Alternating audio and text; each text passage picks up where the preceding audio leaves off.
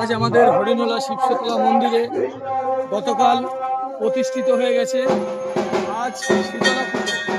এই শীতলা পুজো উপলক্ষে সমস্ত গ্রামবাসী বৃন্দদেরকে জানাচ্ছি আপনারা সবাই এক করে এসে মন্দিরে পুজো দেখুন এবং দীর্ঘদিনের এই শীতলা পুজো মায়ের পুজো শুরু হয়ে গেছে। আপনারা দেখতে পাচ্ছেন মায়ের পুজো হচ্ছে, তার সঙ্গে গ্রামের ভক্তবৃন্দ এই পুজোর সময় আপনারা সবাইকে দেখতে পাচ্ছেন।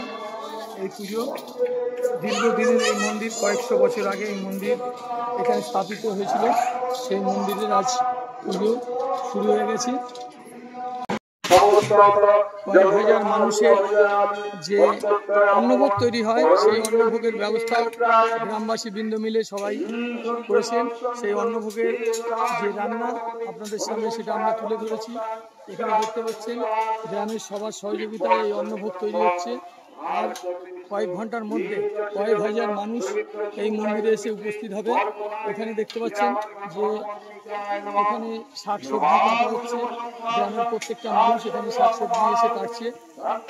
আর কয়েক ঘন্টার মধ্যেই আপনারা দেখতে পাবেন এই মন্দির প্রাঙ্গণে যে খিচুড়ি এবং অন্নভোগের ব্যবস্থা আপনাদের সামনে রয়েছে। আপনারা সবাই সন্ধ্যেবেলায় এসে এই অন্নভোগ আপনারা গ্রহণ করবেন। আশা রাখছি প্রতি বছরের ন্যায় এবছরও আপনাদের সেই সহযোগিতা পাবো।